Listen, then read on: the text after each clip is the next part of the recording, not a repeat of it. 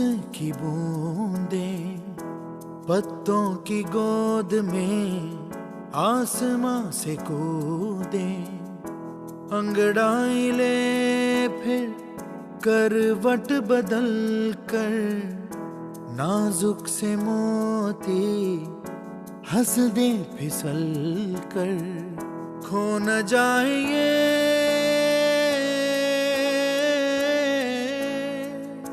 तारे ज़मीं पर।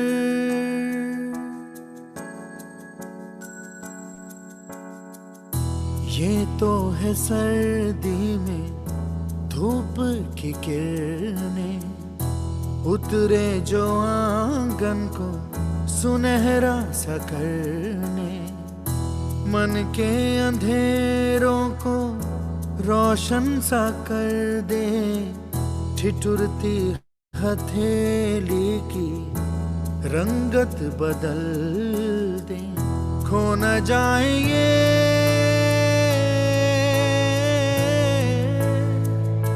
तारे ज़मीं पर।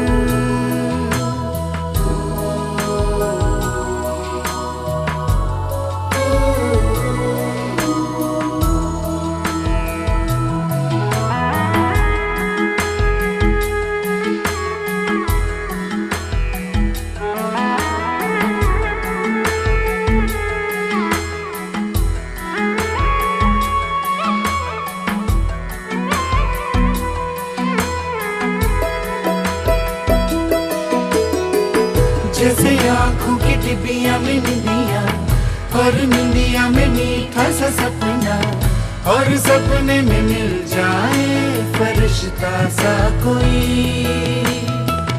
जैसे रंगों भरी पिचकारी, जैसे तितलियां फूलों की क्यारी, जैसे बिना मतलब का प्यारा रिश्ता हो कोई। ये तो आशा की लहर है, ये तो उम्मीद की सहर है, खुशियों की लहर है, खो न जाए ये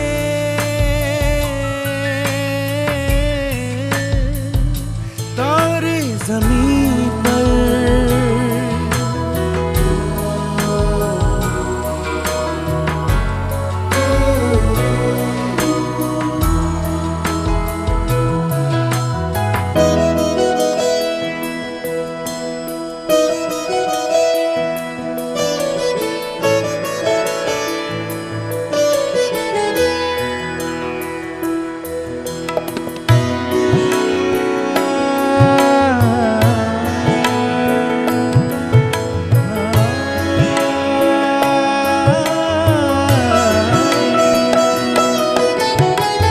देखो रातों के सीने पे ये तो झिलमिल की सिलों से उगे हैं, ये तो अंबिया की खुशबू है बागों से बह चले। जैसे कांच में चूड़ी के टुकड़े, जैसे खिले खिले फूलों के मुखड़े, जैसे बंसी कोई बजाए पेड़ों के तले। ये तो झोंके पवन के है, ये घुंघरू जीवन के, ये तो सुर है चमन के, खो न जाए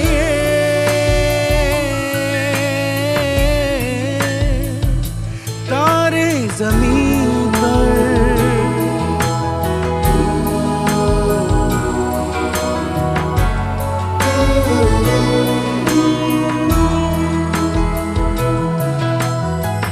मोहल्ले की रौनक गलियां है जैसे, खिलने की जिद पर कलियां है जैसे, मुट्ठी में मौसम की जैसे हवाएं, ये है बुजुर्गों के दिल की दुआएं, खो न जाए ये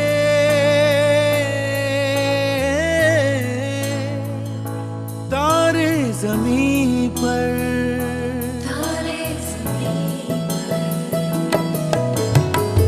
कभी बातें जैसे दादी नानी, कभी चलके जैसे हम पानी, कभी बन जाए बोले सवालों की झड़ी। सन्नाटे में हंसी के जैसे, सूखे होठों पे खुशी के जैसे, ये तो नूर है बरसे कर तेरी किस्मत वो बड़ी। जैसे झील में लहराए चंदा, जैसे भीड़ में अपने कदम, जैसे मन मुझे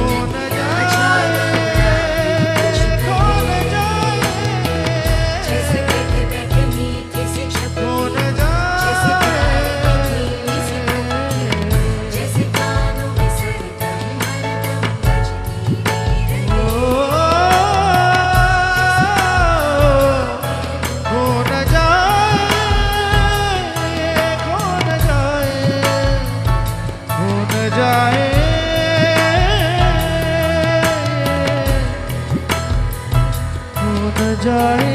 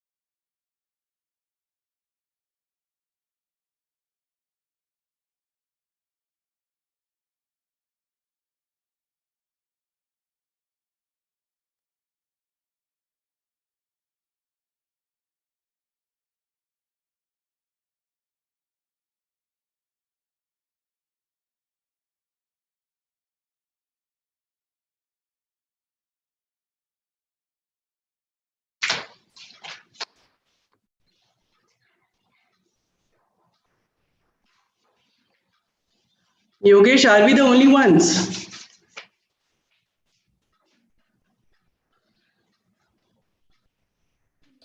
As of now, it looks like we are the only ones. There were more people. They exited or what? They tried joining. They couldn't join. But are the panelists joining at 4:45? They should be. Yeah. They should. Yeah. Okay. Let's wait for them. There's 3 minutes now, so they may join their phone. Let's wait for them and then. Okay. So all the best, Rachna. Thank you. I was about to say, wish me good luck. No, all the best. All the best. You'll do fantastic. Okay. So do you have the waiting room enabled? Yes, waiting is enabled, and Karthik and Sugesh are on the task. As soon as somebody enters waiting room, they are accepting. Karthik, idira? Karthik? ಇದೀನಿ Okay. Ide waiting room ನೋಡ್ತಾ ಇದ್ದೀರಲ್ಲ? ಇದೀನಿ Okay, okay. ಗೊತ್ತಾಗತ್ತೆ, ಅದು ಬಂದಿದ ತಕ್ಷಣ ಗೊತ್ತಾಗತ್ತೆ.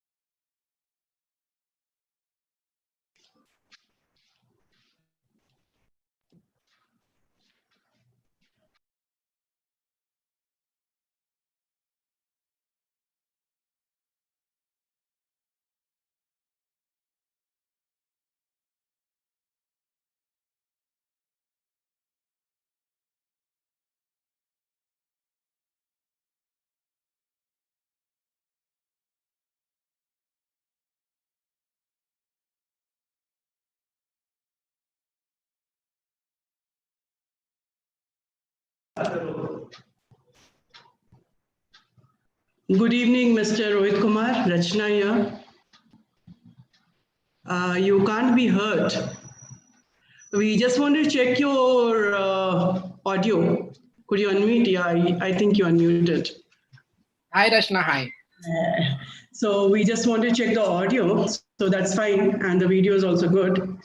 Yogesh, that's fine, right? Audio and video is good for Mr. Rohit Kumar. Yes, yes, yes. I'll just, okay. Yeah, that's good.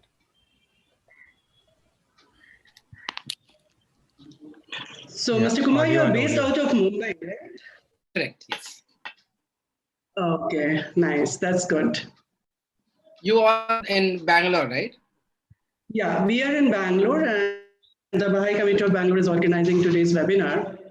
So nice to have you. We are waiting for the panelists as well. Sure.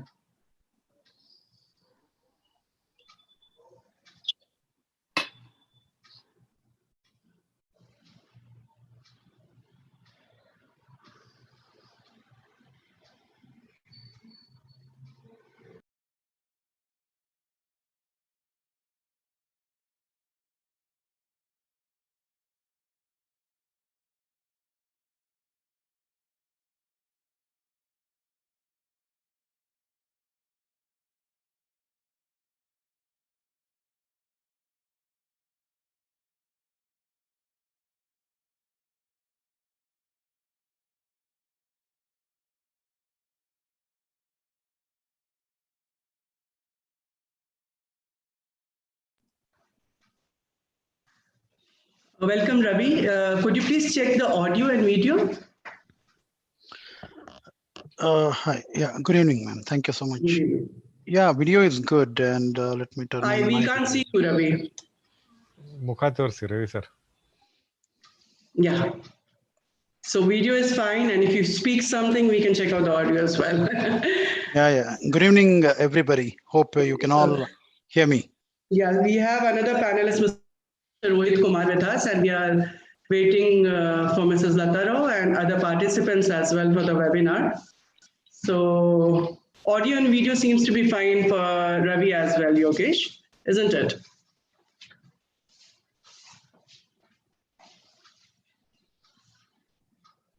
Yogesh, waiting for your nod.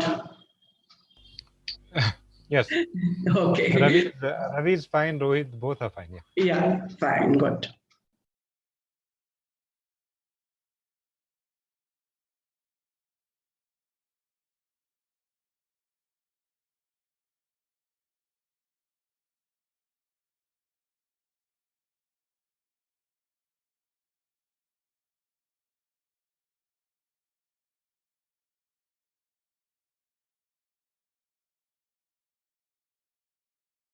Vijaya Lakshmi is one of our panelists, right? Rachna? Rachna, you froze. No. Karthik, can you hear me? Yes, we can hear.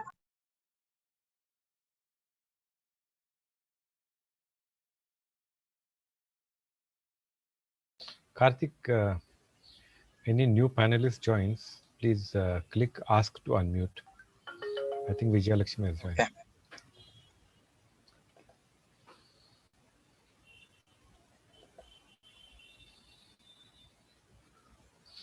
Rachna, is Vijaya Lakshmi one of our panelists? No, it's Mrs. Lata Rao, who is Vijay Lakshmi is Karthik's ID. And Mrs. Lata Rao is one of the panelists. She would be joining sometime. So we have Mr. Rohit Kumar, who is already logged in. Ravi Kiran is there, he's logged in. And we are waiting for Mrs. Lata Rao. Lata Rao is the third panelist. Okay. Yeah, she's the third panelist.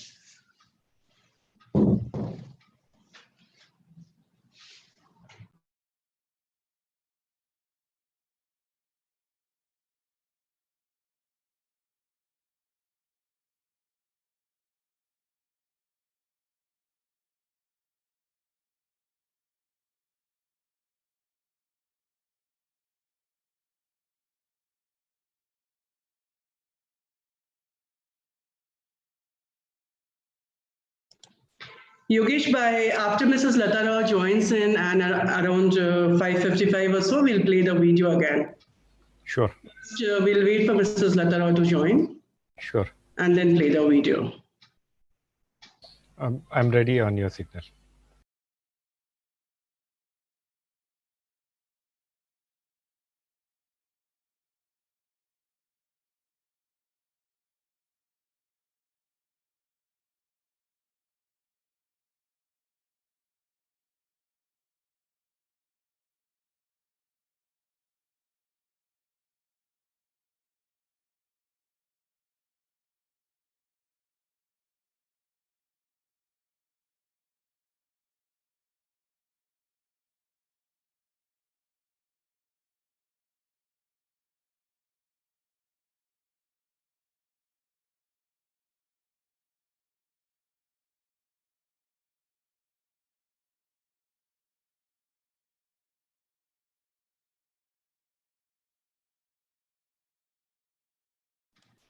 Mrs. Lata Rao has joined in, but probably she's not on her seat. Good evening, ma'am. Could you please unmute yourself so that we can check the audio? Yeah, can you hear me now? Yeah, we can hear you. Yeah. So Yogesh, that's fine, right? Video and audio are fine. Yeah, fine. They're fine. Yes, positive. Audio, video, both fine. Good. Welcome, ma'am. Well, thank you. Thank you, sir. We are really looking forward to your talk.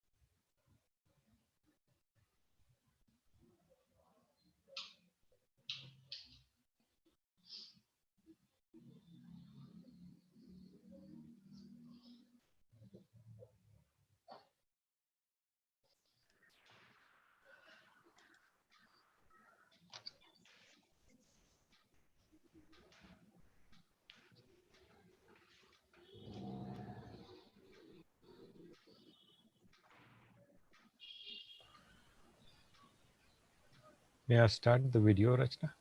Yeah, we'll start with a video. By that time, everyone joins in by 5 o'clock. So it's a short 7-minute video on junior youth.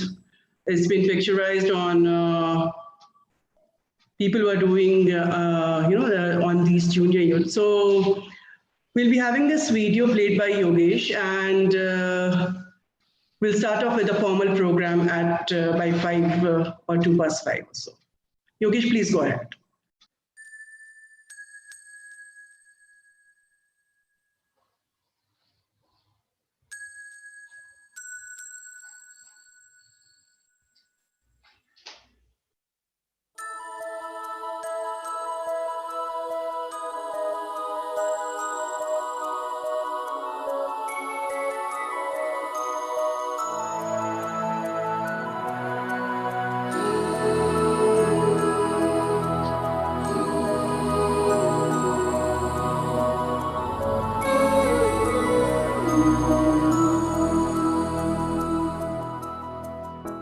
देखो इन्हें ये है ओस की बूंदें, पत्तों की गोद में आसमां से कूदे, अंगड़ाई ले फिर करवट बदल कर, नाजुक से मोती हंस दे फिसल कर, खो न जाए ये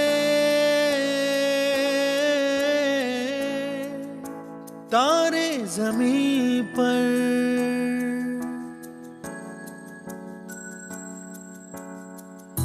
ये तो है सर्दी में धूप की किरणें, उतरे जो आंगन को सुनहरा सा करने, मन के अंधेरों को रोशन सा कर दे, ठिठुरती हथेली की रंगत बदल दे, खो न जाए ये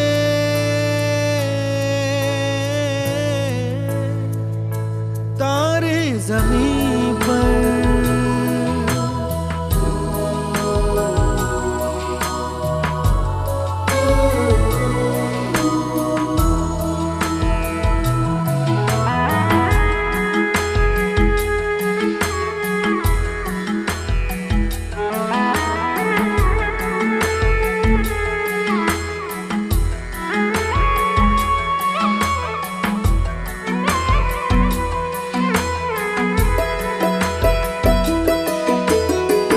जैसे आँखों की डिबिया में निंदिया, और निंदिया में मीठा सा सपना, और सपने में मिल जाए फरिश्ता सा कोई,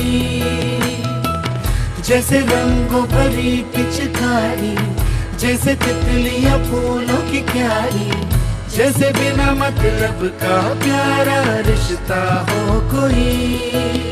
ये तो आशा की लहर है, ये तो उम्मीद की सहर है, खुशियों की लहर है, खो न जाए ये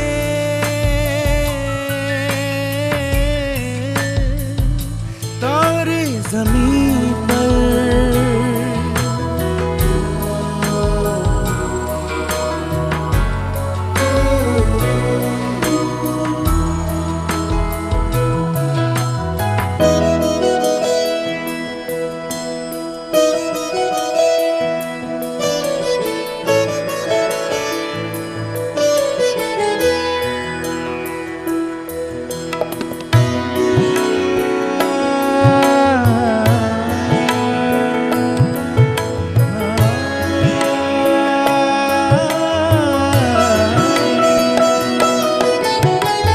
देखो रातों के सीने पे ये तो झिलमिल किसी लौ से उगे हैं, ये तो अंबिया की खुशबू है बागों से बह चले, जैसे कांच में चूड़ी के टुकड़े, जैसे खिले खिले फूलों के मुखड़े, जैसे बंसी कोई बजाए पेड़ों के तले। ये तो झोंके हैं पवन के,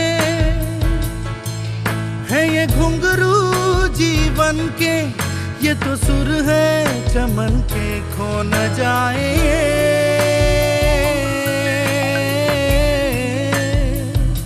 तारे जमीन पर।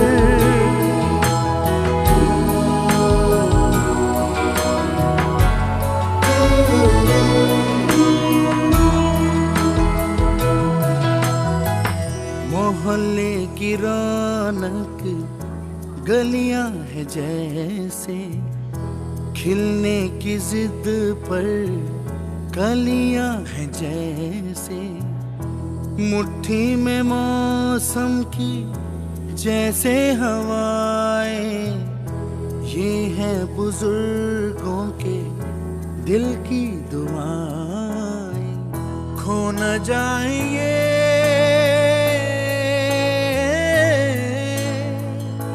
तारे ज़मीं पर।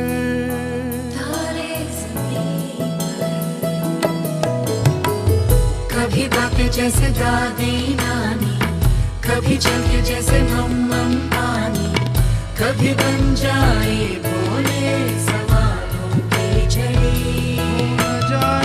सन्नाटे में हंसी के जैसे, सूखे होठों पे खुशी के जैसे, ये तो नूर है बरसे कर तेरी किस्मत वो बड़ी,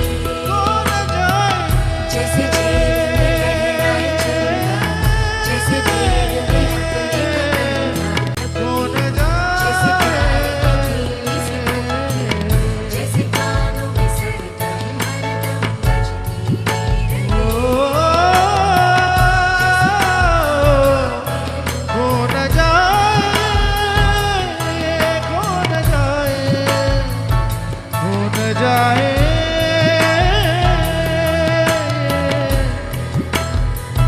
खो न जाए, खो न जाए, खो न जाएंगे।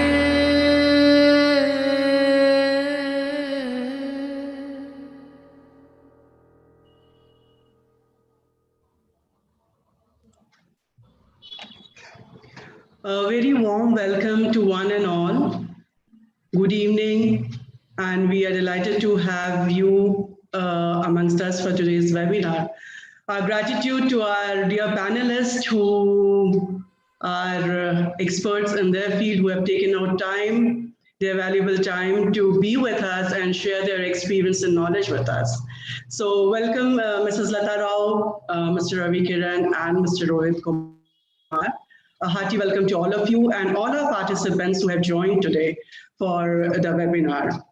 This webinar is organized every third Sunday of the month by the Baha'i Community of Bengaluru at 5 o'clock, and we have topics which concern the society, on which we have experts talking on these topics, sharing their experience, their knowledge, and insights on these topics. So it's open to one and all. Of course, we send across invitation and request everyone to register so that we can keep on calling them, inviting them the next time, and they're aware of different topics what we discuss through these webinars. So thank you so much, Mrs. Lata Rao and Mr. Rohit Kumar and Mr. Ravi Kiran for joining today's webinar. We start with today's webinar, and to start off, as has been the tradition, we'll start off with a poll question. And Yogesh, can I request you to put up the first poll question, which would be open only to the participants, not to the panelists. So participants, please put in your views. Please choose the answer. So first question is, who is a junior youth? The first, okay, that's interesting. The first option is anyone who considers himself to be young, that is A. B is the age group between 12 and 15. C is above 18 years of age. So I request all the participants to put in your choose the response they would like to. And let's see what do maximum people feel about this question as to who is a junior youth. I'm sure for some it would be a new term. We have heard of children, we have heard of youth, but of junior youth, let's see how many people think who is a junior youth. So we have some more time for participants to respond. As I said, the first response is anyone who considers himself to be young.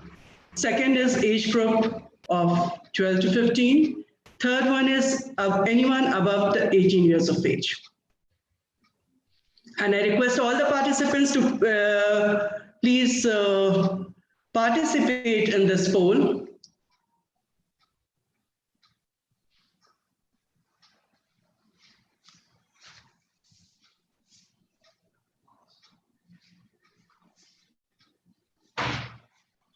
So Yogesh, are we done? Do I end the polling or you will be doing from your end?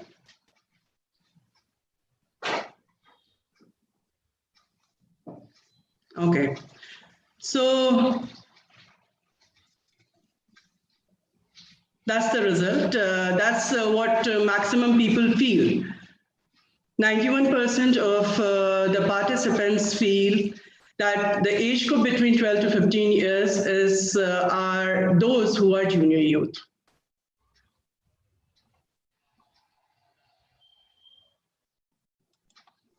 Fine. So let's see, who are these junior youth? As I told, most of us consider youthhood to be one period, childhood to be another. But is there anything in between? So falling between the ages of 12 and 15 years and representing a transition from childhood to youth, young adolescents referred to as junior youth experience rapid physical, intellectual, and emotional changes. Their spiritual powers expand. I'm sure everyone, all of us have gone through this age. Each and everyone present here have gone through this particular phase of life. And I'm sure all of us agree that this age between 12 to 15 years is a phase of life wherein everyone experiences a physical, intellectual, and emotional change. A new level of awareness fosters in them an increased interest in profound questions and in their talents and abilities.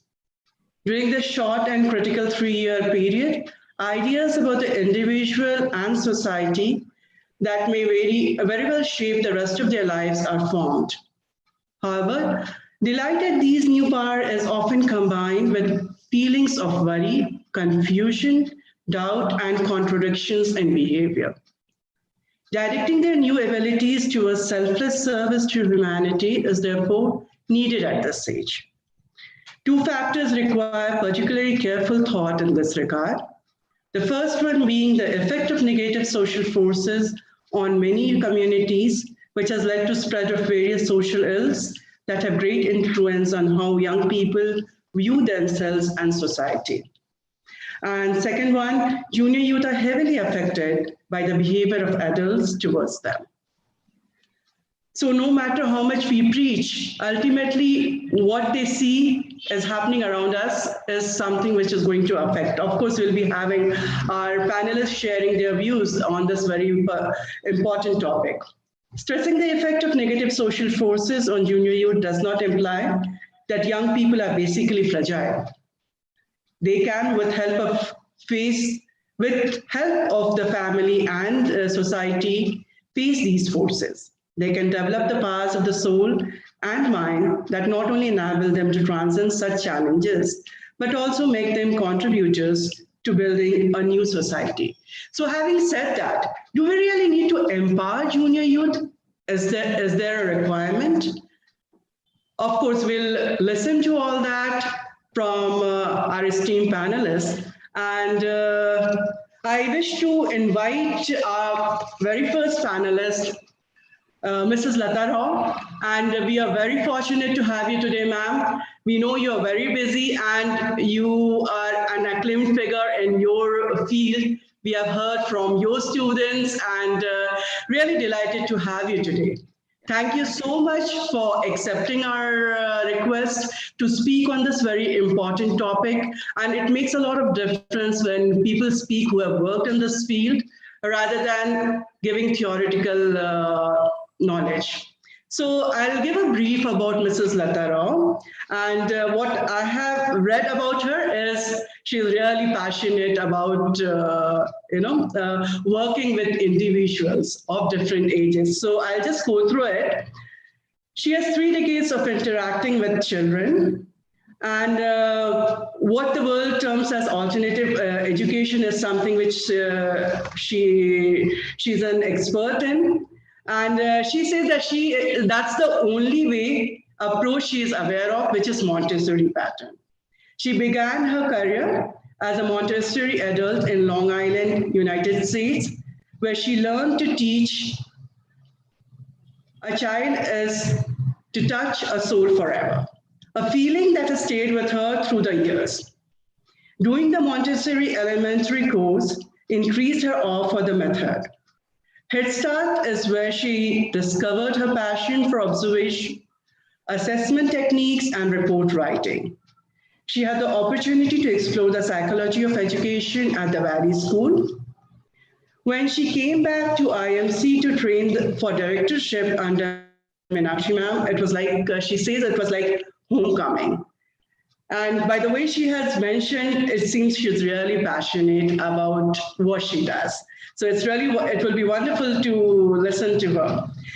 And to add on about what she says about herself, when she did her master's program in inclusive methods and education, it confirmed the idea that she nurtured all along, that education is about reaching out to everyone through personalizing education, and what better method than Montessori? No doubt about that, ma'am. It's been a journey of exploring learning as she worked with children from 2 years to adults. A beautiful concept would be to set up an open environment where we adapt the Montessori method to educate all age groups, so that life is a journey of continued learning. And it's so wonderful to know about you, so wonderful to have you today as one of our esteemed panelists. So it's all yours. We are just waiting to hear from you. Thank you, Rachna. Thanks a lot, and namaste to all of you. Thank you to the organizers for inviting me to talk about a topic that is very challenging, especially, whom I refer to as young adults, but as you people very beautifully refer to as youth. It is challenging because they are the people who are most understood they are the most misunderstood among us. In fact, the other day I was having a chat with a mother who has a teenage son, and she said that everyone in her circle thought that her son was very different, was an exception among teenagers. And when she wanted to know the reason why, the reason was that he did not rebel. So it was very amusing to, listen, because we expect our teenagers to rebel. And when they don't do it, we feel that what's wrong with him is not rebelling. So therefore, we have actually put them into a mold, into a kind of condition. We are conditioned that all teenagers rebel against, us adults. So I have studied developmental theories because that is where my entire life lies. Talk about education using the Montessori method and other developmental theories, so that we are in a constant effort to translate these theories into practice inside the classroom or wherever we meet children. In fact, Dr. Montessori says that if only we studied our youth a little more keenly, with a little more love in us, maybe they will show us the paths to human regeneration. She said this something like 70, 80 years ago, and we are still struggling with that. We still feel that we need to, kind of push them or make them cow down to what we are saying. So what I'm going to share with you is the developmental theory as put forward by Dr. Montessori. Because she considered, she's done a beautiful study where she considered it as the planes of development, the stages of development. And like Piaget, he did it For every 7 years, he says there is a transformation. While Montessori philosophy, or what she calls as developmental philosophy, she gives it a 6-year stretch of life where there is a developmental progress. And even there's a very mathematical way of doing it. Of course, in real life, there is a lot of overlap. It's not that life follows very stringent mathematical numbers. So in any phase of life, she says the first 3 years is for creating, to learn something new. And the next 3 years is for consolidating the same. And going by that, since today our topic is about youth or children whom we kind of refer to as teenagers. So therefore, this stage of life between 12 to 18 is considered to be a major transformation, both physically as well as intellectually also. In fact, she compares it to the first 6 years of a child's life, that is from birth to 6 years, where when the child is born, there is no evidence of any human potential, anything characteristic of humans seen in the child. He cannot move, he cannot talk, he cannot express. And there is no evidence of intelligence. And therefore, we think we have to teach the child everything.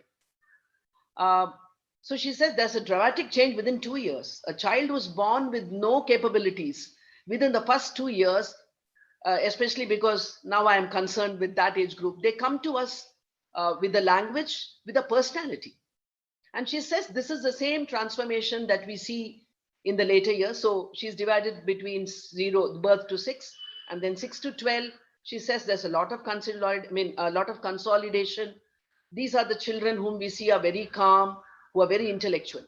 And then comes that teenage, which we say it is between 12 to 18 years of age, where there's a major transformation.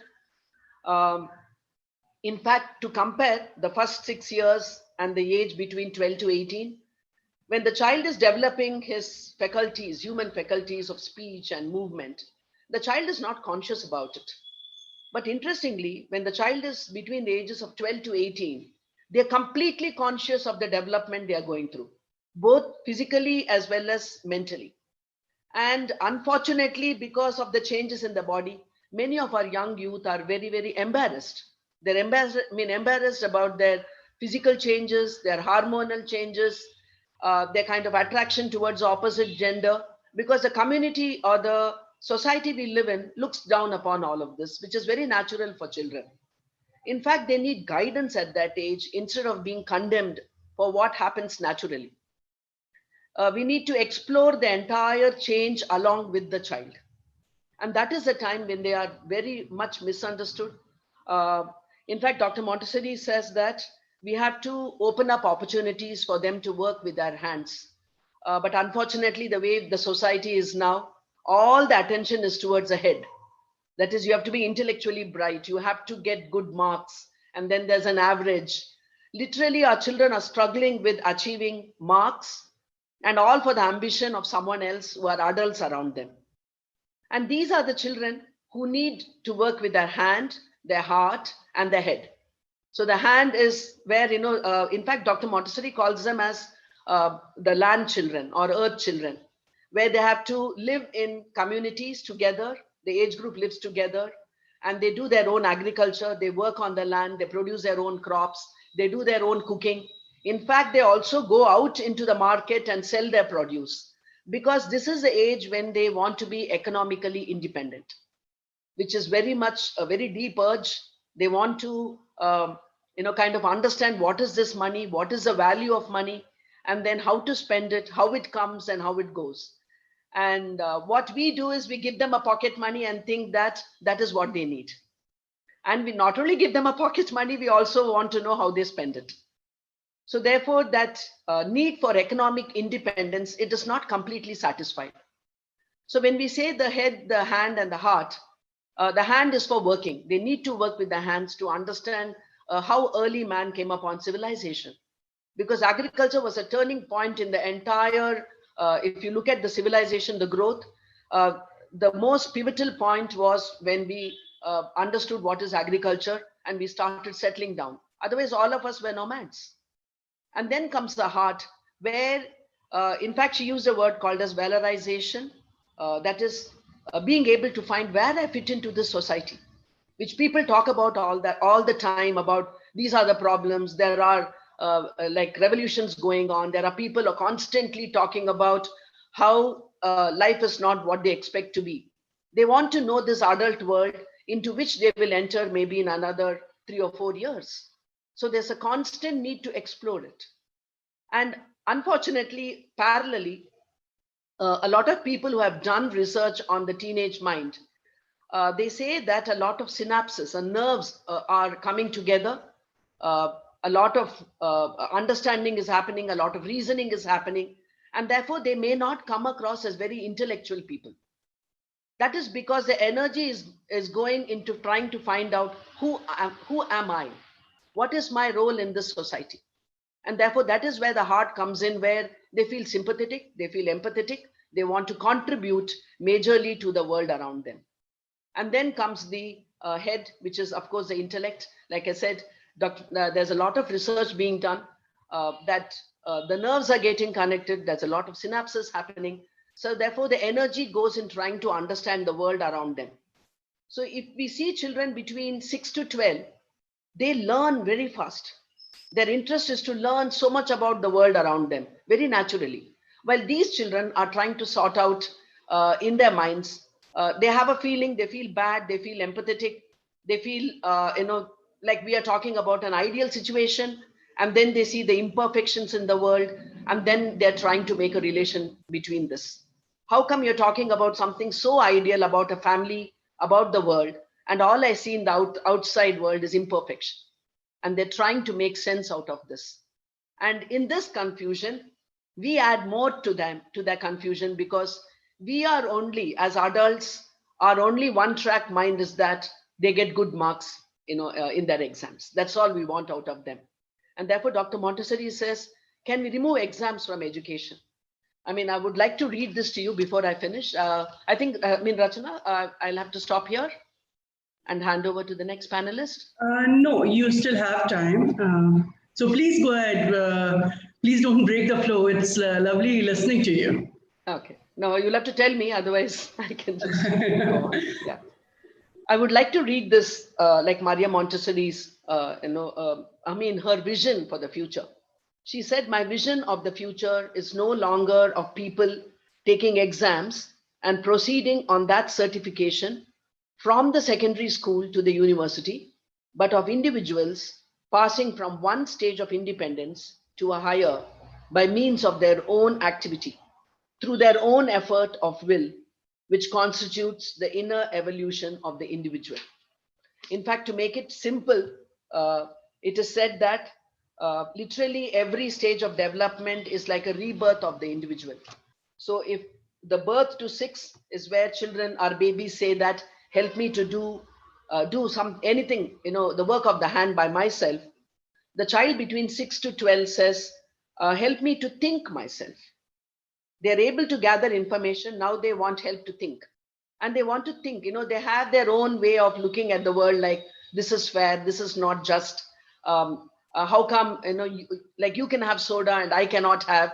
So we joke about it. We say that if you're drinking Pepsi or Coke or whatever at home, and you have it in your refrigerator, to the babies before the age of 6, you can say, it's okay, I'm older, I can drink, but you cannot, because it's carbonated drink. But for this child of 6 to 12, you cannot say that, because they will ask you, how come you are drinking it and you're not letting me do it?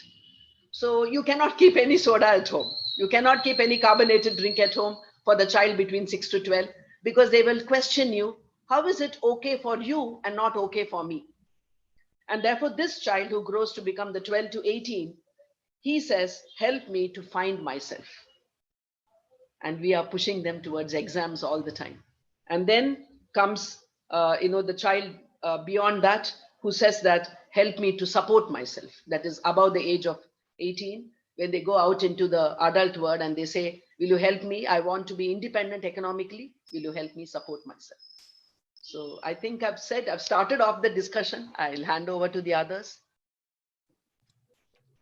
Thank you so much, Thank you, Rachna. ma'am, for sharing your views on this very interesting topic. In fact, sometimes we fail to understand that it's a different phase in one's life when a person is neither a child not a grown-up adult. So it was lovely to hear from you, Dr. Montessori's point of view. And if you all follow, life will be so much easier for us.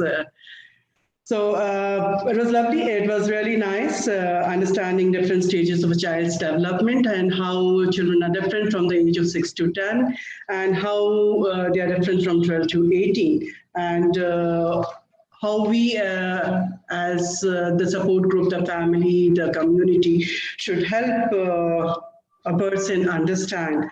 As you said, help me to find myself, and later is help me to support myself as something. If we can help out a person, it will be a really different world altogether. So thank you so much for sharing your views. We, of course, would be having questions later during the course of the webinar. And having said that, we'll go to the next next question. Yogesh, can we have the next question for the poll?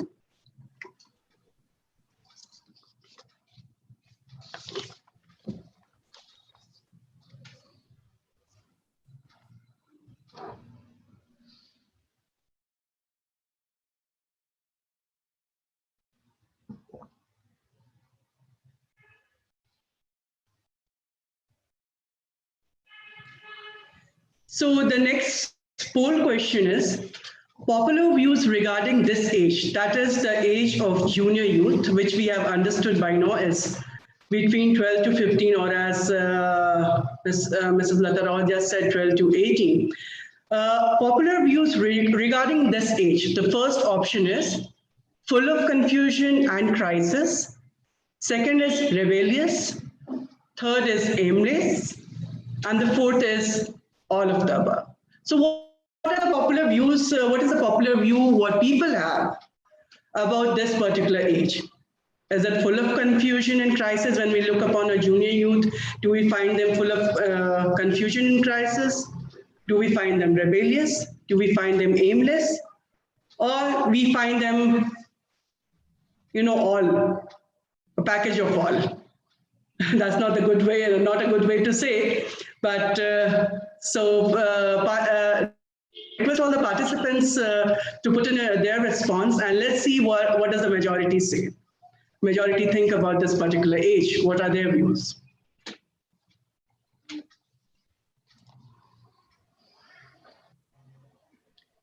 I request all the participants to participate in this particular poll survey. The webinar becomes interesting, and we come to know as what do the participants think about different aspects of the topic. So I'll read the question once again. Popular views regarding this age are: A, full of confusion and crisis; B, rebellious; C, aimless; or D, all of the above.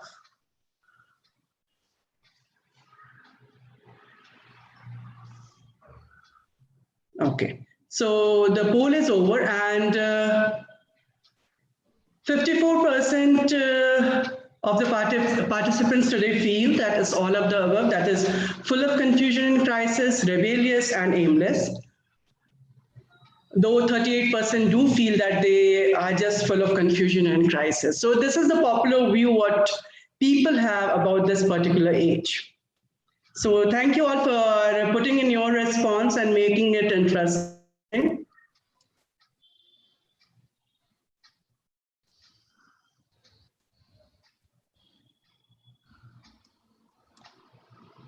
Yogesh, I understand the poll result is being viewed on the screen right now. No, it's removed. Okay. Fine. So, having heard Mrs. Lata Rao and having those interesting poll questions, we go on to our next panelist, which is Mr. Ravi Kiran. It is my pleasure to introduce our next panelist, who comes from technology background with around 2 decades of experience working in different companies. Currently, he works with Dell International Services. Ravikiran is a member of the Baha'i Community of Bengaluru and is actively engaged in seeking the betterment of society through the pursuit of individual and social transformation. He's closely engaged in working with children, junior youth, and their parents in a collective learning enterprise. As the member of the Training Institute Board of Baha'is of Karnataka, he is engaged in expanding consciousness of junior youth and an exploration of reality that helps them to analyze the constructive and destructive forces operating in society and to recognize the influence these forces exert on their thoughts and actions, sharpening their spiritual perception, enhancing their powers of expression, and reinforcing moral structures that will serve them throughout their lives. With this brief introduction, I now invite Ravikiran to share his presentation. So, Yogesh, request you to help out with the presentation. Please share his presentation.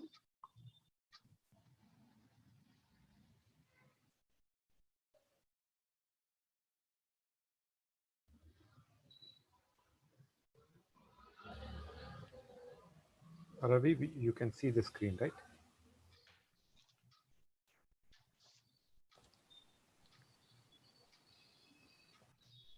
Ravi, we have shared the presentation, what you have shared with us.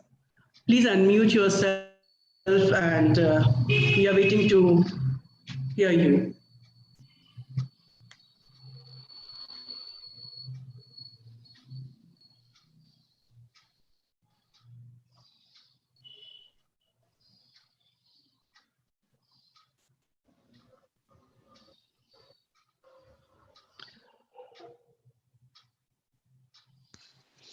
Okay, thank you.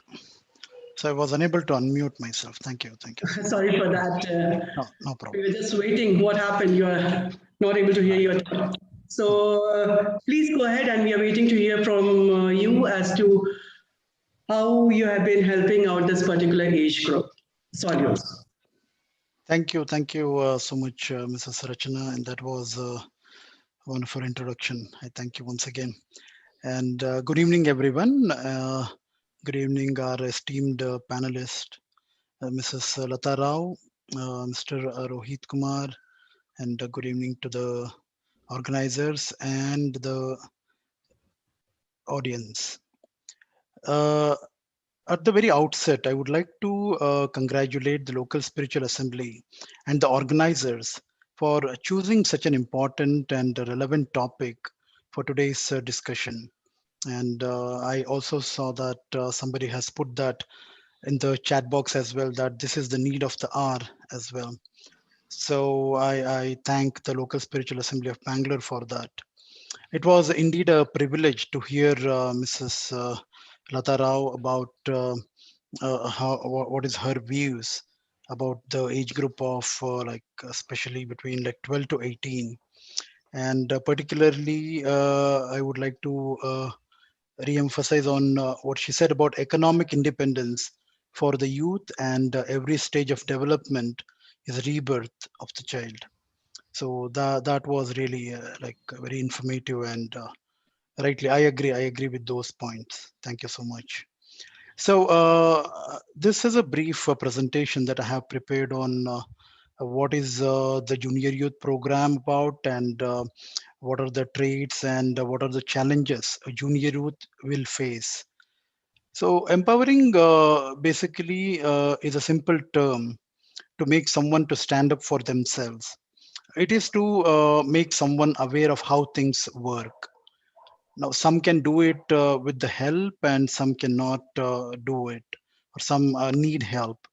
Now, I think Rachna gave a very good introduction about who are the junior youths.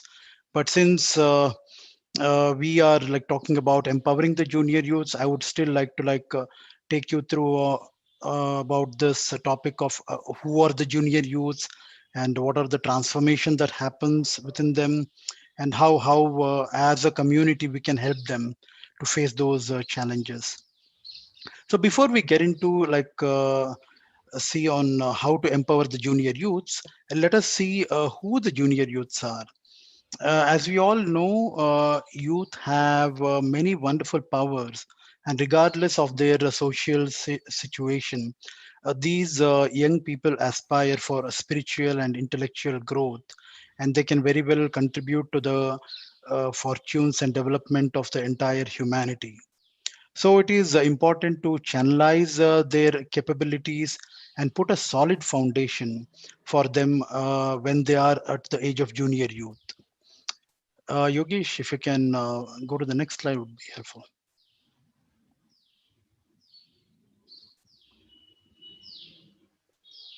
Thank you. So the junior youth fall between the age of 12 and 15, which is a transition from childhood to youth. Now, during this age, they experience physical, intellectual, and emotional changes. Now, their interest in learning new things and acquiring new talents and abilities. Now, it gets broadened and broadened. Now, during this age of 12 to 15, which is like a critical period, where ideas about the individual and society are getting formed, and the ideas of shaping their future will also be getting formed. Now, this is very critical, though it is short, but a critical period of time. Now they start to acquire new powers, but these new powers often they come along with feelings of what we call it worry or discomfort and doubt that produces like contradictions in their behavior. Now that is why it is very important for us adults and as a community to direct their abilities to the right path, which can be like a selfless service to the entire humanity. And we will go to the slide number 3 with this.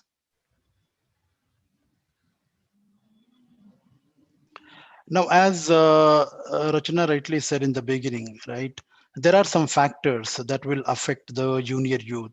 These factors make the junior youth to develop some unacceptable patterns of behavior, right? And we can experience, if you have any junior youth or youths in your family, or maybe your relatives or your neighbors, you can actually relate to what I'm going to say now. Now, there are a couple of things that I'm going to say, which will affect negatively, or which can pose challenge to the junior youth. Now, one, it could be the effect of negative social forces, what we see in the society day in and day out. That could be the advertisements that we see on television, or the kind of movies we watch, or on social media, or the news we hear day to day life, right? That will actually impact the junior youths negatively. Now, there could be more. The second one is the junior youth are greatly affected by the behavior of adults towards them. Now, what does this mean? We by because of our surroundings, because of our environment we live, and because of the society we live in, we tend to treat our junior youths like children. We don't think them that they have already grown up, or they are going to become all like youth. And especially in this age, the junior youths look for standards from adults, but the difference in the words and actions will push them in confusion and will negatively impact the process of actually shaping their lives. And usually the junior youths look up to their family members or the friends or teachers for standards, and they learn the same, and they try to mirror the same in their day-to-day life. uh, Yogesh, would you help me to go to the next slide?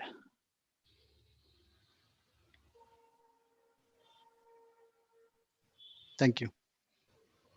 Now these junior youths with some help can develop the powers that can help them to combat the challenges and to contribute to the society.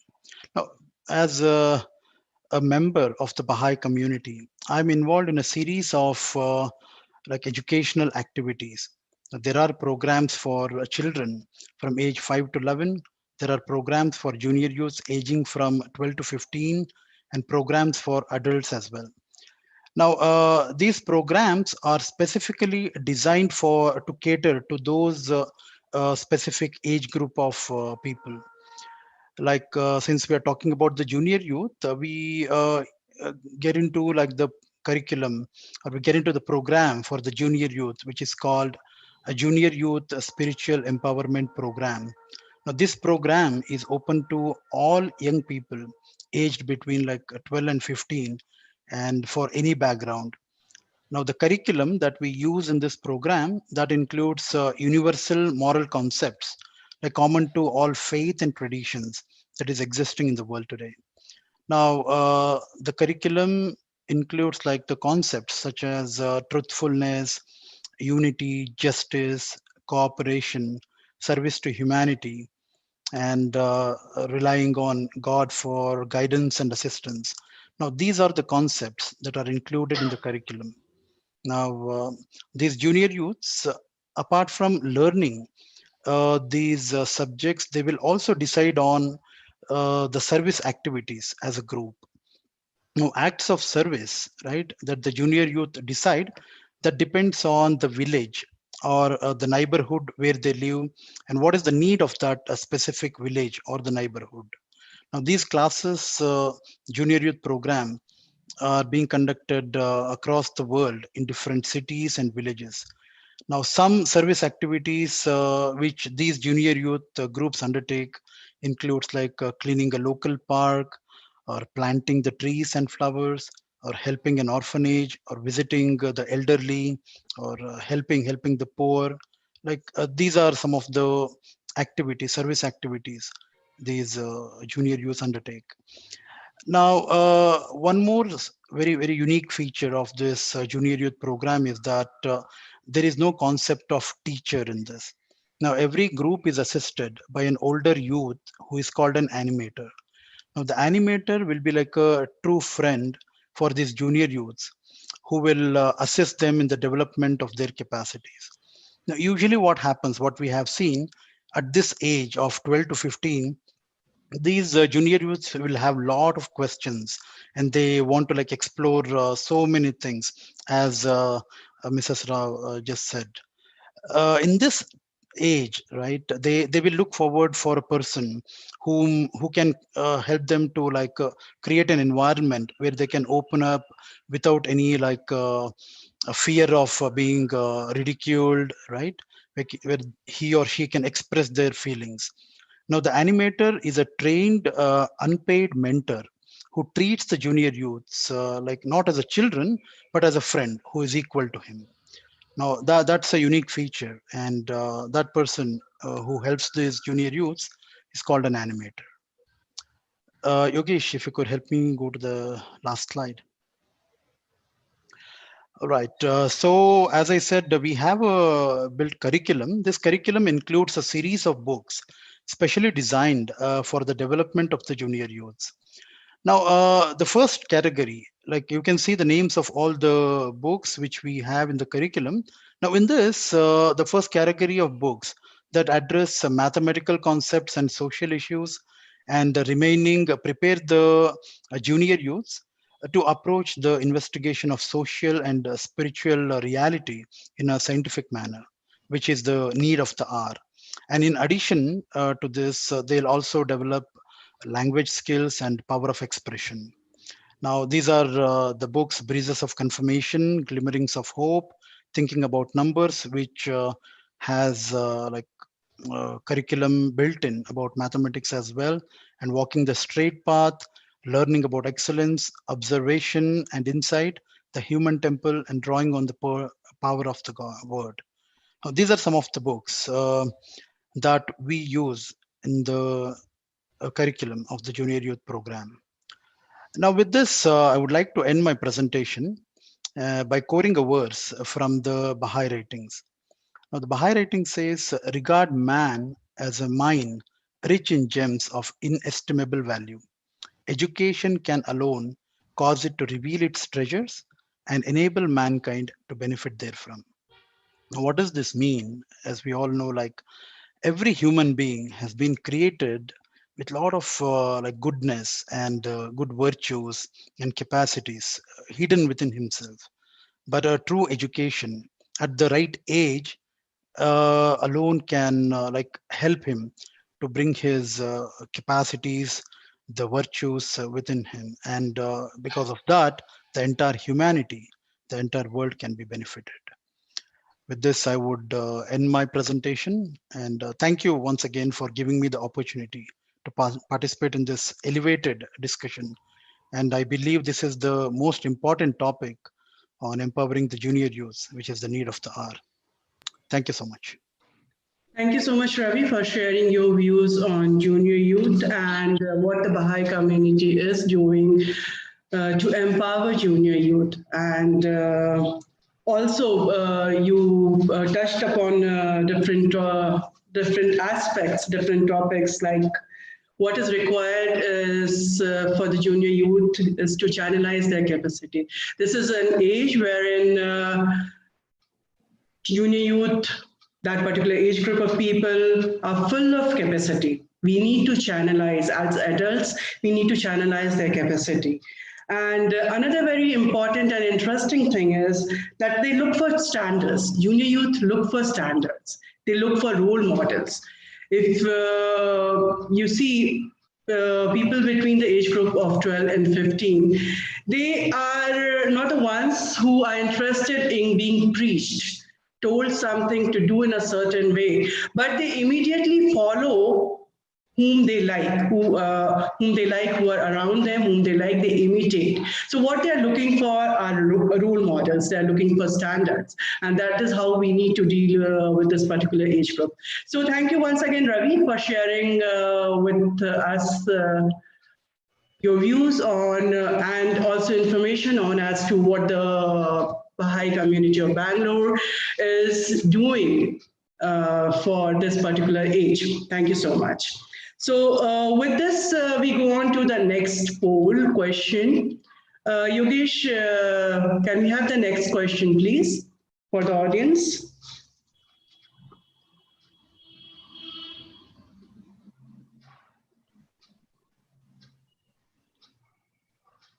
Okay, so the next question is, what are the characteristics of this group? The group what we are talking of, junior youth, that's between 12 to 15. What is the characteristic of this particular age group? A, transition from childhood to youth. B, experience rapid physical, intellectual, and emotional changes. C, ideas about the individual and society take shape on which the rest of their lives on which the rest of their life is will be formed. So, participants, please put in your response. Let's see what does majority feel about this particular question. What are the characteristics of this age group? You have the questions on your screen. Please put in your response so that we see the majority's views. And this particular webinar is also being streamed live on YouTube. So there are few who have joined through YouTube as well. Yogesh, are we done with the polling or we wait for some more time?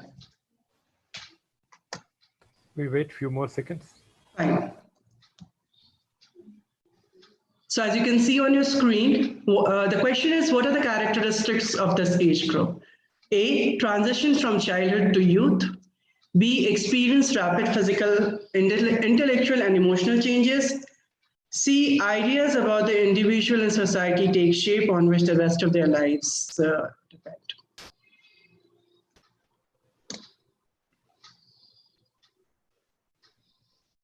I think there should have been one more question, all of the above. One more response for all of the above. That's been missed out, anyhow. So the maximum participants, that is 65%, feel the characteristic of this age group is that they experience rapid physical, intellectual, and emotional changes. Indeed, and this is a phase wherein everything is so fast. Intellectually, they change. Physically, there's a lot of transformation, and emotional changes are also something which we see so often in this particular age group. So thank you, Yogesh, for sharing the result. With this, we go on to our next panelist.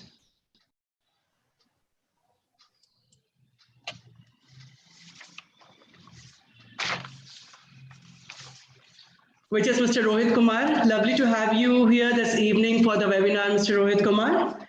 And I'll just read out a brief about him as to what he is doing.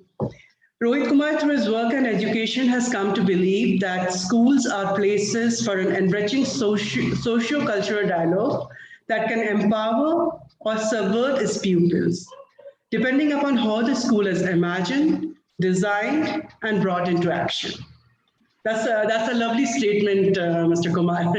It's really interesting to see what you feel about the school and how the school should be.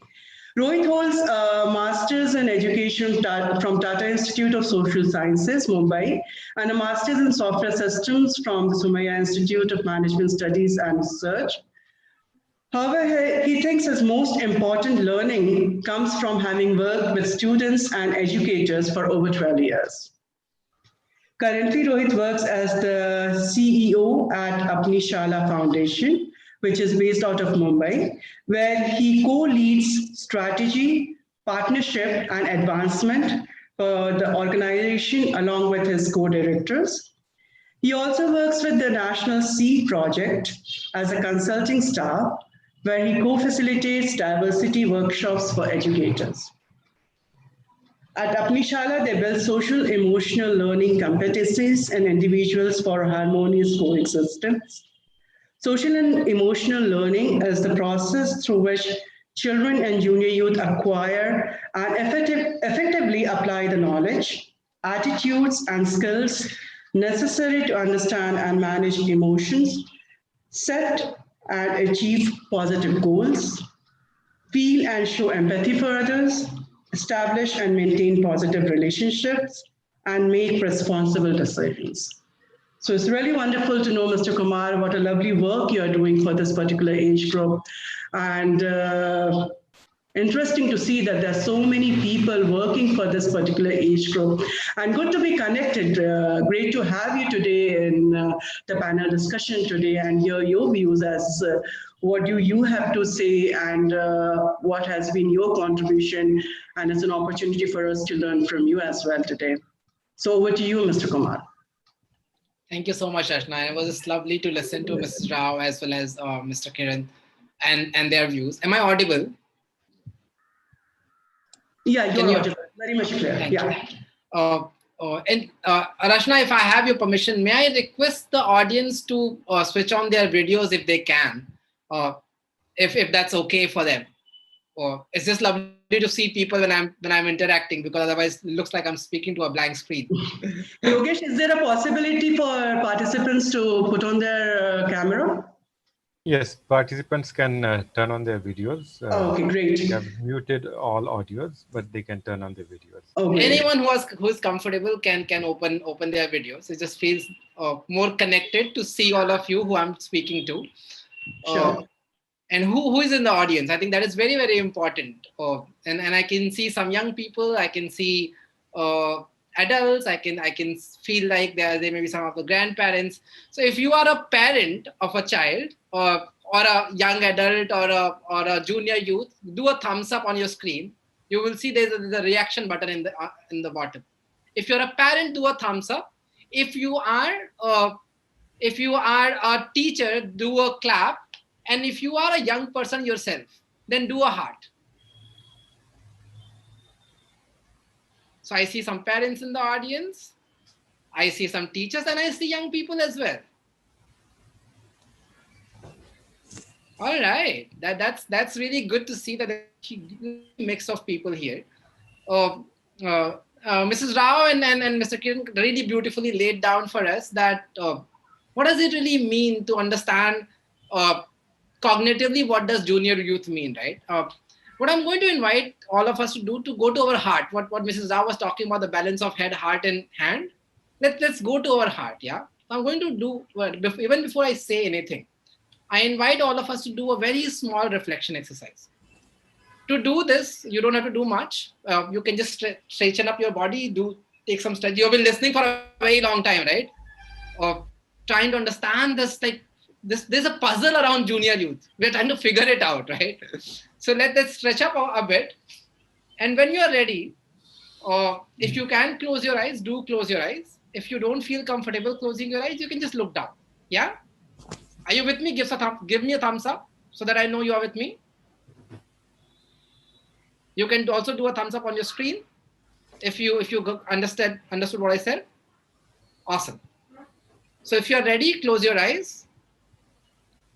I am going to say some statements, and as I am saying those statements, whatever comes to your mind, stay with it. Yeah, it's a guided visualization activity.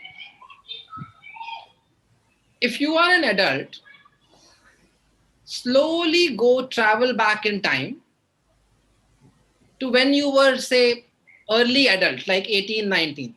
If you're a young person, if you are still not 18, 19, you can think of what are your hopes for being 18, 19. What were you thinking? What were you feeling? What were some of the key thoughts you were having? What were some of the key feelings you were experiencing? It is possible that when you think of them, some very challenging emotions may come up. That's okay. If it doesn't feel right to you, you can open your eyes, take a walk, do what feels right to you. Try to think about the people you had in life. Try to think about friends you had. You may still be connected with them, or you have connections. That's okay. What were your hopes? What were you dreaming about your careers, your partnership, husbands, wives, boyfriend, girlfriends, careers, all of that, right? And then slowly go to the age of being 12 to 15, 16. Where were you? Were you in a school? Were you being homeschooled? What kind of school were you in? What kind of teachers did you have? And if you are still in that age, you can think about your current life. What kind of parents you had, siblings? Were you in a joint family, extended family, nuclear family? Who were you close to in your family? Who were you close to in your school? Who were the adults that you will listen to? Who were the adults that you will not listen to, whatever happens? And take a moment to just be in that age. What were your dreams? What were your hopes? And think of this question. I'm going to pose a question. I will repeat it twice so that you can hear me very carefully. Think of a wish that you had in your age of 12 to 14, 15, that I wish my parent or I wish my teacher understood this one thing about me. I wish that they understood this about me.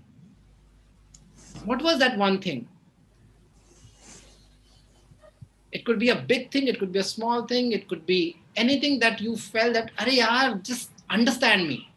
Understand this about me. It could be about your subjects, it could be what you wanted to study, but they were like, nahi, you have to do engineering, but you wanted to do arts. It could be about a girlfriend that you are very interested in or a boyfriend very interested in, but they were like, this is not a thing that you have to do right now. It could be about art, it could be about playing football, it could be about making friends with folks in the gully. One thing that you really wanted your parents and teachers to understand about you.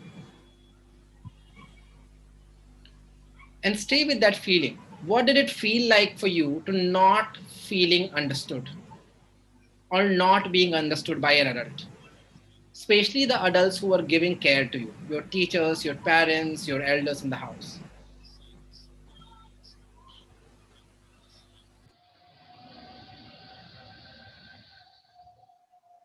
Now, whenever you're ready, you may please open your eyes, take a stretch again. And if you are comfortable, if you can put down in the chat box for everyone, what was that one thing that you wanted your teachers or parents to understand about you? Whatever it was, or whatever it is, if you are still a junior adult or a young person.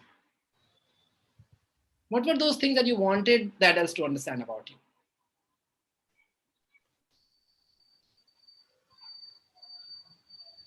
If you are more comfortable writing to me privately, you can do that, or you can write it to everyone, whatever you're comfortable with.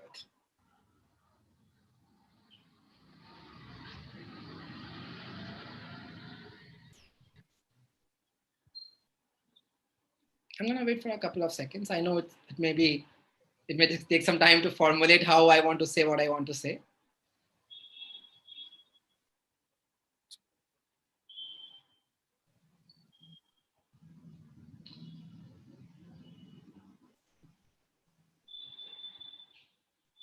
Someone wrote to me that they could have been part of a national sports team.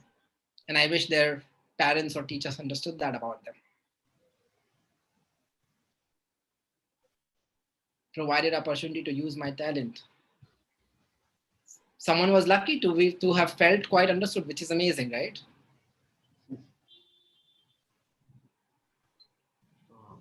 I wish it was possible for my parents to send me to classical dance class. And as you read and listen to these responses, like so much of hope, so much of dream, so much of possibility emerges when we start thinking about it. And it is what it was, right? Now take a moment to think about, especially for the parents and teachers in this group, are we repeating the cycle that we were stuck in? Can we create a new possibility for our junior youth? And what does that look like? And I think that was the question that I was personally very moved by, right? I come from a very typical North Indian home where the only option for a young male child in the family was to be a doctor or an engineer or a civil servant, right? These were the three options. Ladka hai, you be the engineer. If you don't want to be an engineer, okay, be a doctor. No, not a doctor, be a civil servant, right? And I became one. I became a software engineer because that was one of the options. And I don't blame my parents, right? They were doing that out of their own care, right? So parents were not to be blamed, or they were doing for what they felt was right for me. However, when I moved from IT to education, I think the first question that became very, very dominant for me, that what if we started asking our youth, what is important to you? And why is that important to you, right? And I think when we start exploring that with youth, a very new ways of being emerges for ourselves as educators, ourselves as parents. And I think that became my life's quest. And when I was at Tata Institute, whether I worked with several organizations, I actually started my teaching work with junior youth. And it's a privilege to be in this conversation right now, because that's where I started working. And I think one thing that became very, very critical, and I think Mrs. Rao and Mr. Kiran has very beautifully kind of laid down the whole developmental life cycle. So I'm not going to get into that, but just kind of using that as a reality that the concepts of identity are emerging, right? Mrs. Rao said that attraction starts happening towards opposite gender, but what attractions happen towards your own gender, towards your own sex? That's also a possibility, right? Or children are questioning their faith. Children are questioning the inequalities in the world. And I think many a times with being a parent or a teacher, we also have certain beliefs, right? We have been enculturated in certain sets of beliefs. Like we believe what is right, what is wrong, what is good, what is bad. And that understanding, when we kind of put it on the young person, what it does is that sometimes it is in conflict, right? The question that I would ask our adults is that, are we open to engage with that conflict with a lot of love and compassion for this young person, with a lot of sense of possibility? That what if I believe that there's only one way of being attracted, or that a male attracts to a female and female to a male, but this young female is being attracted towards another female, and there's a conflict of belief, right? What I'm going to do in that conflict? Am I going to honor this young person's experiences, or am I going to say that no, this is wrong? So the moment I start a conversation with a right or wrong, that's the end of the conversation. That's not the start of a conversation. So what I have experienced is that when we are working with young people, it is very, very important to include them into the conversation, because as Mrs. Rao was speaking about, right, that from being childhood to getting into adolescence, their bodies are changing. Their understanding of the world is changing. Now, they are not only looking for their parents for guidance, they're also looking for other adults, other sources of guidance. And especially in today's world, when the access to media is so high, there's information available all around the world, right? At their fingertips. So how do we kind of balance that? And I think that is what at Apni Shala we believe that uh, people are experts of their own lives. However young they are, they know what they want. It's a very core idea to a practice that we adopt. It's called narrative therapy practices. It's a postmodern therapy practice, which believes that people are not the problem is the problem, right? When we see people separately from the problems of the world. And that's where when we start honoring young people's expertise, that what do they know? What are they already seeking? And start engaging with that very slowly. Imagine that we do not know enough about this person's life in the same way that our parents or our teachers didn't fully know us, right? And it's not wrong. It's just that's how it is. We ourselves fully don't know us. Then how can someone else decide for me? Right? However good their intentions may be, however care they might have hold for me in their heart, how will someone else decide for me if they won't fully know me?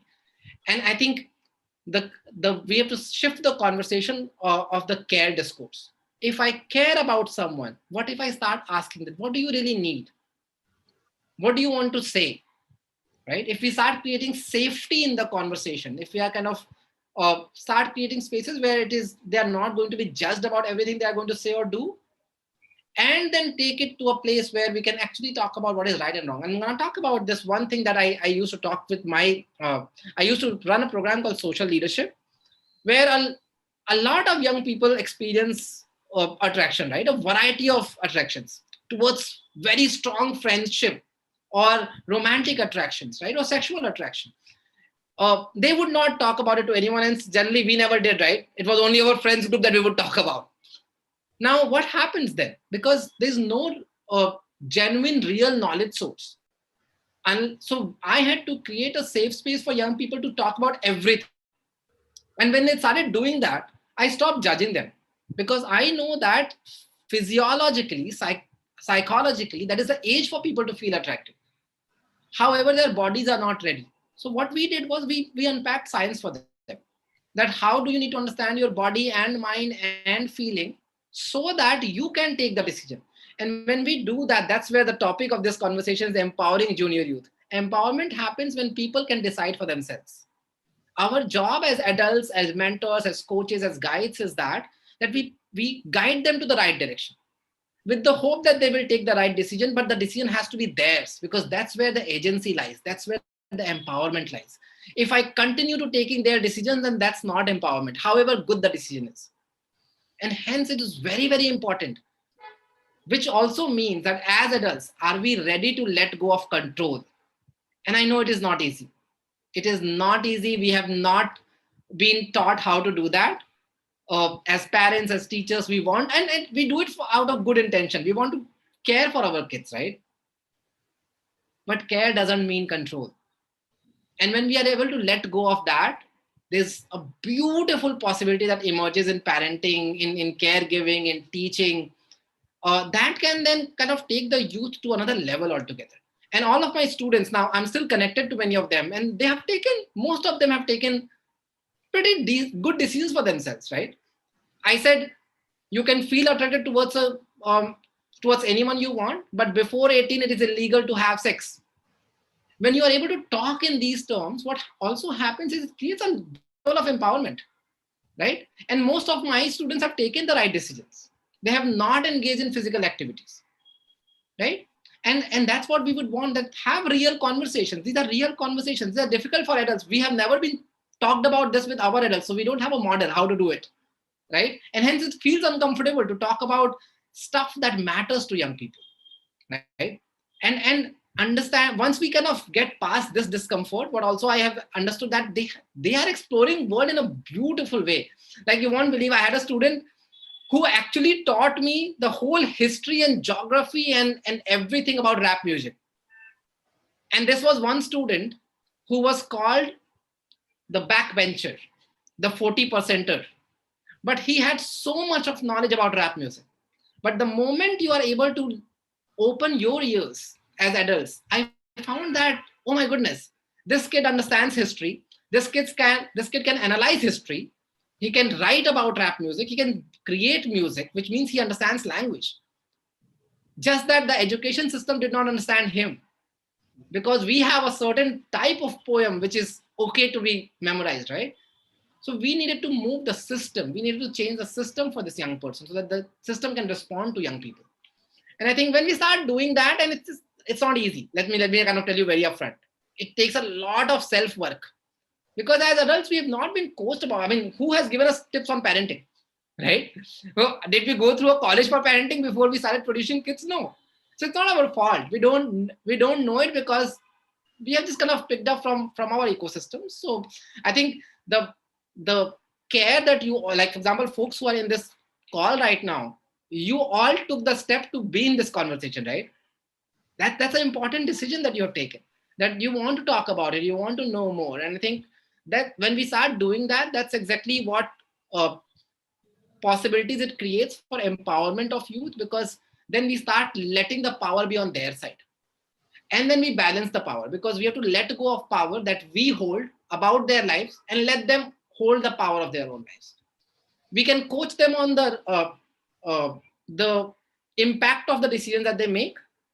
We can coach them on how to make the decisions, but the decision has to be theirs, because that's where the empowerment comes. When I'm able to take my own decision, yeah, with a lot of guiding or a lot of mentoring, and sometimes those decisions will go wrong. They always do, right? We have taken wrong decisions, haven't we? We have done stuff that we will not talk to our parents about, have we not? Right? All of us have done that. And so will our children. And we will have to just create more and more open spaces so that they feel more comfortable than we did with our parents or our teachers, so that they can talk about it. They can process it. If they've done something wrong, they can come say, hey, you know, Rohit, I've did something which I'm embarrassed about. Can they still talk about it? Right? Without feeling guilty or shamed about it, so that they can learn from that mistake and not just hide the mistake under the carpet, right? And I think when we create those kind of environment around our young people, that's when they start thriving. They start kind of experiencing the empowerment. And to be able to do that, it's not something that we have to do with them, it's something that with ourselves. The self-awareness. Am I controlling their life? Or can I ask an open-ended question, a curious question to actually know them? And I think that's the self-work as adults. And I think that's something that I learned with my students, that so much of work I had to do on myself, so much of beliefs that I held, which was limiting beliefs for my students, that I had to do a lot of unlearning and relearning more than what they had to learn or grow. I will take a pause here and I'll let questions come in if there are any. Thank you so much, Mr. Kumar, for sharing your views. And it was lovely listening to you, sharing all those practical aspects of dealing with this particular age group. You know, many examples what you gave are actually so realistic. They have to be realistic because it has happened. You have dealt with those kind of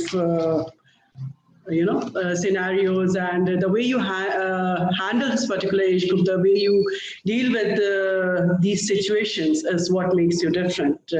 So it was really nice to know your perspective on dealing with this particular age group. And as you said, that empowering happens when people start taking their own decisions. And we as adults, when we start practicing it, I know it's a tough task to do, but if we start practicing it, we'll see the change what we are looking for around us. So thank you so much for sharing your views, your experiences. It was lovely hearing you. And please stay with us. We already have a few questions from the audience, which we'll take after this poll question. Thank you so much, Mr. Kumar. Yogesh, can we have the last poll question? Okay, so the question reads like this: junior youth is influenced the most by A, family, B, older youth, C, society, D, social media. So by which category is the junior youth influenced the most? Is it the family? Is it the older youth? Is it the society or social media?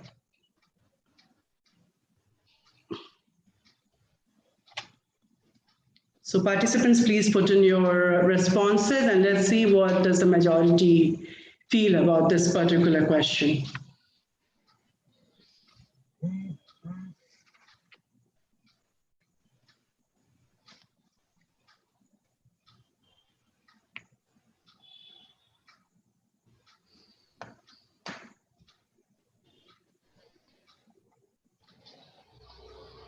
I think we'll end the polling here. Yogesh? Is that fine? Do we end the polling here? It's been a minute. Okay. So the maximum number of participants feel that the junior youth is influenced the most by social media. I think social media is something which has taken over everything these days. So we may not, be able to think beyond that. So thank you, participants, for sharing your responses and being so frank. So with this, we'll go to the questions what we Yogesh, is the result still being shared?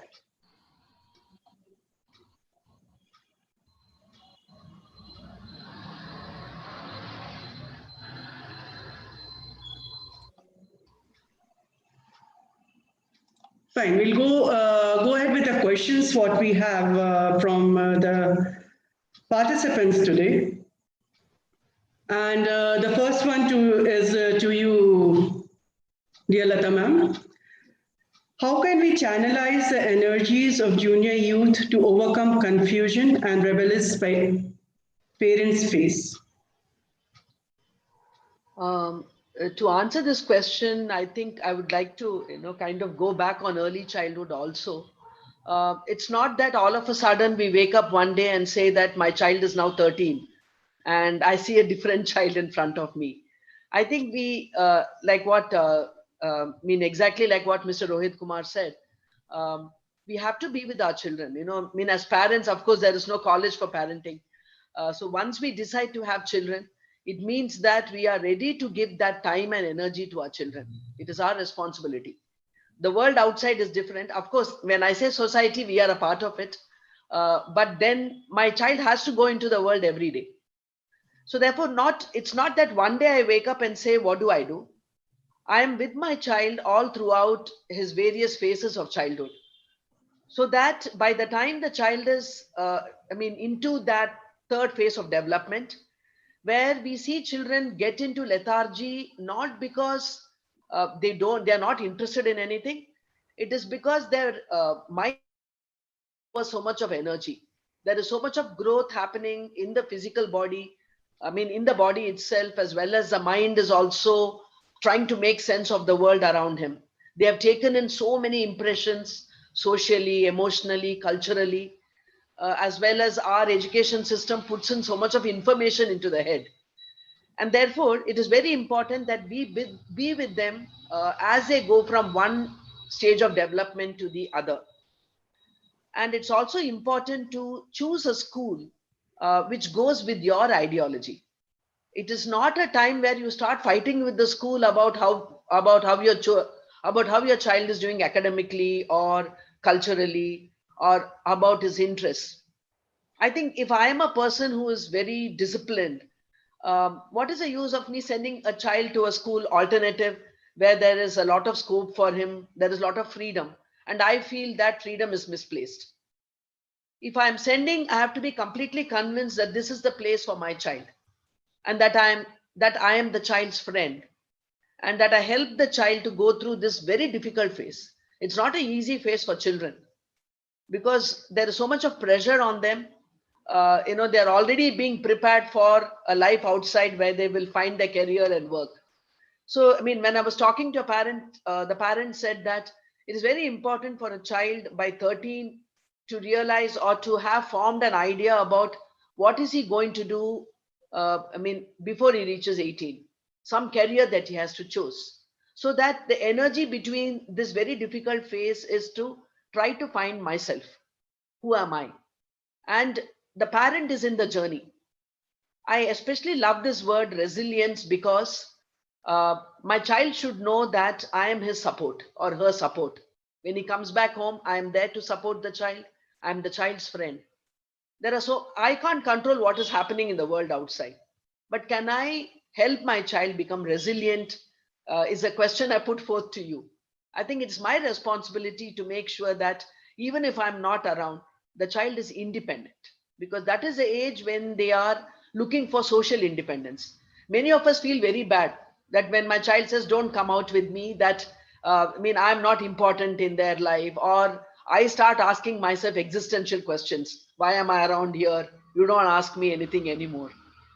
It is their stage when they have this intense need to be socially independent, to find out what kind of friends they can relate to, how they can go out into the world and find peers who kind of think like them or who are in the same boat as they are. So it's very important to be along with them and not to condemn them and say, oh, you're very lazy, or you're not made up your mind yet. Instead of that, can we be their friend is the question. Because it's very important to be along with them, to support them, and like what Mr. Rohit Kumar said, to be their friend forever. I think that is more important. Yeah. Thank you so much, ma'am, for sharing your views on this question. And the next question is from Mr. Kumar, and someone from the audience would like to know what is social emotional learning. I think you have given a few examples, but what does it actually mean along with the regular learning is something a person would like to know. Sure. Social emotional learning is, if you think about human development as a larger area, it further breaks down into three major components. One is cognitive learning. How am I learning to think, right? The second is physical development, that how am I able to use my body, whatever body I have. And the third piece is the social, emotional, or social development, where I am able to understand my feelings. And that's an area which is really deeply overlooked in Indian education system, right? We are not taught to think about or learn how, or what do I do? I mean, what are the different emotions I feel? Like, can you name all the variety of emotions that you feel? Can you name the emotion when you for the first time feel attracted, but are also scared and feeling love and attraction and butterflies and all of that? Is there a name for that? Do we really know? Or do we really know that when we go for an exam, I'm prepared, but I'm still confused? What is that emotion, right? So how do I know my emotions? What are the ways in which I respond to them, work with them? So one area is self-awareness, knowing ourselves better. Other area is self-management, in ways that I can manage myself better. Am I able to manage when anger comes to me? What do I do? How do I respond? Do I shout out at people? Do I burn someone's house? Do I kick someone? Or do I take a sip of water and then I disengage and find another way to engage with it, right? What are some of the ways that I know? And am I able to plan my life? Am I able to manage my life? Or am I able to kind of manage what someone was speaking about, the self-reliance? The third area is social awareness. How do I understand my life and my world? Do I understand that as a male, I may be actually oppressing women in my house when I keep asking them, "Chacha, tum khana lekhe aao," right? Or do I understand some of these nuances of the world around me? Then comes responsible decision making, when I'm able to take responsible decisions in my life.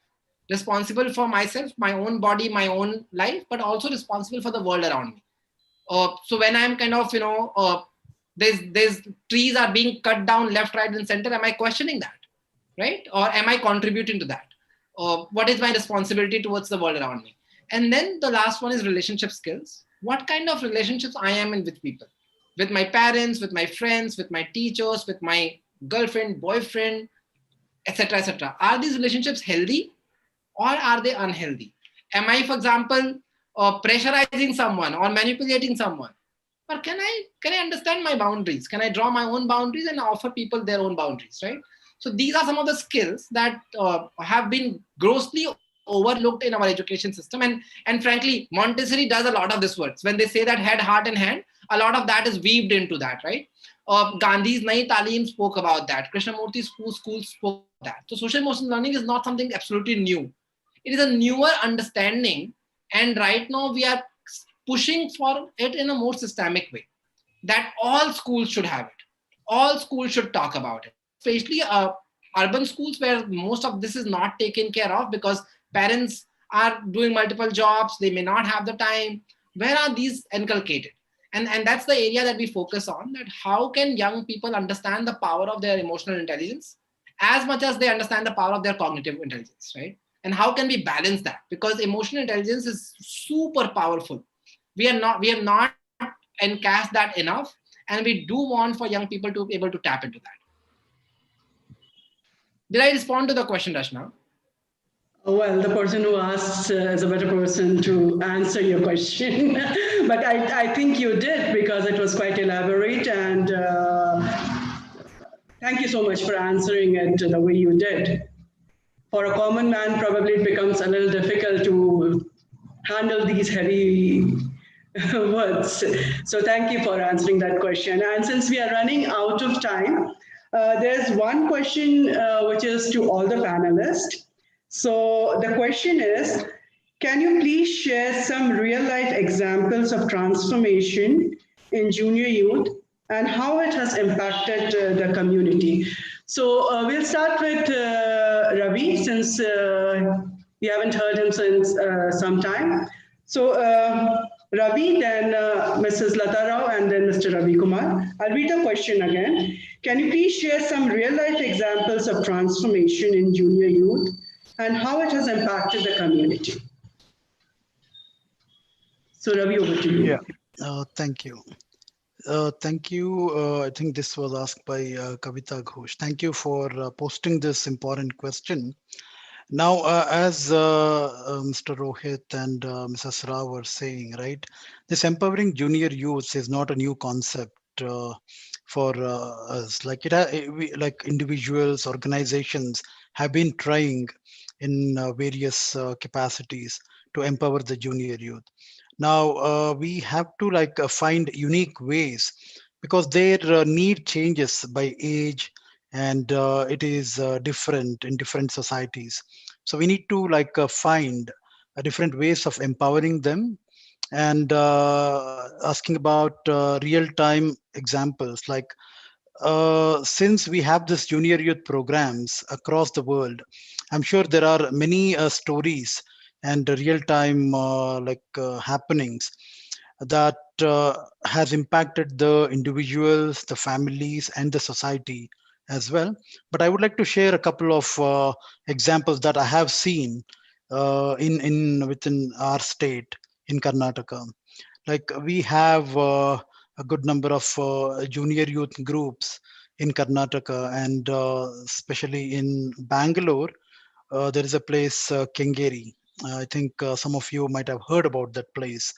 Now there was a junior youth program that used to happen, right, for some time. I remember this is a few years ago, and these junior youths who participated in that were between the age group of 12 and 15, who completed that. And after that, when they reached their young age, they continue to pursue their regular education, but parallelly they used to go to this orphanage, and they used to conduct the children classes and in Kengeri. Now these children who used to participate in these children classes were about between the age of 5 to 11, right? And these junior youths, some of them who underwent the program, they were touched so much, and they got transformed, what I say. And because of that transformation, they have gone and undertook a service activity of training and teaching the children. I think I see this as a transformation. Uh, being a youth is a very challenging phase of life with all those confusions and all the developments physically and emotionally. With that, they are able to undertake these activities. Now, one more I see in the same community, right, in Kengeri. Like, this is another junior youth group. This is a recent example of this year when the COVID pandemic started and everybody was scared. Like, it was not as relaxed as it is now. In the beginning, everybody was scared and they were not coming out of the house. So these junior youths, what they did, they went ahead and had a video conversation with the parents of other childrens and with the friends and their families, and they started to give confidence and awareness. And they also told that we will have special devotional sessions or devotional gatherings for the like I mean helping the entire humanity to come out of this pandemic situation. Now, this is very rare scenarios that we come across, right? Where at this young age, they go ahead and start serving the humanity in a selfless mode. So these are some real-time examples which I could share. Thank you so much. Thank you, Ravi. Thank you for sharing those examples of contribution of junior youth, how it impacts the community. So next is to Mr. Kumar. I'm sorry I mixed up the names the last time. So Mr. Kumar, the same question to you. Please share some real life examples of transformation in junior youth and how it has impacted the community. I'm going to share the same example that I started with, Rachna. I was talking about this young person who... Rap musician. Yes. So he has just passed grade 9 or 10 with some 40% marks, just passed, right? In a world where academics is so important, this child is a failure, correct? Won't do anything, can't do anything kind of child.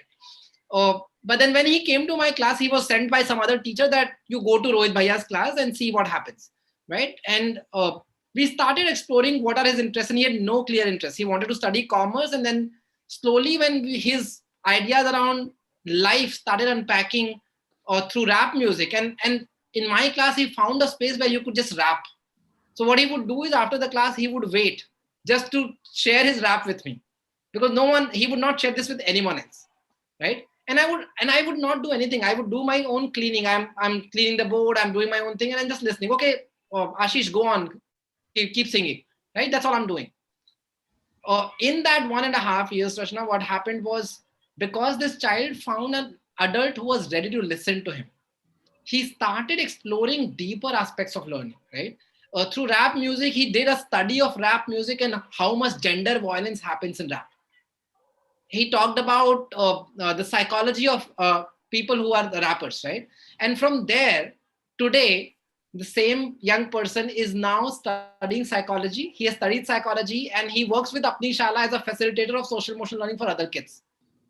And he's doing that with municipal school children now, right? So this is the kind of transformation that is possible if we are able to give this right ecosystem for young people to feel safe, to be able to express what they want to express, and then gives a little nudge in the right direction, direction that is more healthy compared to where they are, and identifying their strengths. Ashish's strength was not academics that time, but it could be. It's not that he cannot learn. It's that ways of learning was different, right? And noticing that was important. Thank you so much for sharing that example once again. And that also emphasizes that we need to talk, first of all, every individual is different, and we need to talk in the language they understand. And that is something very much important. We can't treat everyone the same way. So that was an interesting example of transformation. Mrs. Rao, can we have something from you as an example of transformation of junior youth and how it has impacted the community? Yeah, sure. Thank you. I remember having this conversation with a very young girl, maybe about 4 or 5 years back, and she was a dancer.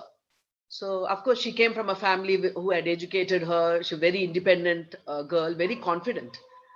And I remember talking to her, and she said she worked for a few years in Bombay, maybe with the youth in like who had already had a kind of background of crime, and they had been to juvenile, kind of homes. And it was a kind of instance where she was given an opportunity to work with these boys, young boys. And she said she used to help them, kind of open up through movement, through dance classes when they would come over to her. And the interesting thing was, what came out of that was that if we empower our youth to help others who are not, kind of privileged, maybe the background is not so privileged background as some of the other young people. So she said during those classes, when she would help them, do those dance movements or open up, so they would start it with a conversation about their backgrounds, where they came from, what are their difficulties they had to face, and why they got into crime in the first instance. So she said the conversations actually helped them, because they were talking, they were the same age group. So they were very comfortable opening up and talking to each other. But she said that very interesting to note, not all of them stayed back, but out of say 10 of them, at least about 6 of them stayed back with her. And she said there was a major transformation that happened because of this interaction. And they were able to find, they were able to find themselves like, why did they get into this crime at all? What was the circumstances under which it happened? And therefore, it helped them build the resilience to understand that it can be avoided. I can avoid it. So this instance really touched my heart, because here was, a group of young people trying to help each other. So therefore, that's a very good possibility of empowering our children who are more privileged to help children who are not so, and help build kind of resilience in them. I still remember a story that someone had shared from a classroom. Of course, this is slightly younger children, but it kind of gives us hope that teachers can make a difference also in the life of our young children. So this child was a little hyperactive. He used to keep drumming his fingers on the table all the time. And you know what happens to children like that, who don't, kind of settle into the norms of a disciplined classroom as such. So of course, he was always an outstanding, meaning he was sent out of the class all the time. Until one day, it so happened that an elderly teacher, he came and sat in the classroom. Maybe he was asked to observe, or maybe he didn't have anywhere else to sit. So he came and sat in the classroom, and he observed this child, finding it very difficult to keep his fingers quiet. In fact, the teacher had advised him to keep his hands beneath his thighs so that he doesn't move them and disturb others. So the child was trying to sit on his hands and, being very brave about it. And at the end of the class, maybe a day later, the elderly teacher met this young boy and said, I've kept something in your drawer in your class. Just at your table. You can just draw it. You can open it and see what is in it. So when the boy went back inside his classroom, he found these drumsticks. Not the one we eat, but the one you can play with. And he said, why don't you try playing the drums? Because you see, your hands seem to be moving constantly. And why don't you use it for more positive things? So apparently, I don't know his name, but he is, he's a very good drummer of, maybe in the UK or US. And he's a part of a bigger group who play music. But he said that one incident changed my life. I was able to find out how I could put what was bothering others and changed it into a career in my life. And therefore, the other thing that comes, which is very important, is of course, in our community, we brand all jobs as either menial, or we say they are intellectual jobs or desk jobs. We kind of separate jobs according to our the way, our conditioning. But if you look at children, they don't have any such idea. We put these thoughts into them. So it is also very important that we put away. I think we have to take this conditioning out of us and be able to see that life as a whole, as holistic, that when someone is interested in doing something, we have to support them and not try to differentiate work as being menial or a white collar or a blue collar job, but to help that individual do it passionately.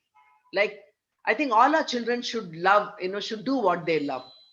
And in that, what Dr. Montessori calls as the cosmic task, where if I am balanced, then I go about spreading harmony, which is very true. If I'm an angry person, I go around spreading anger.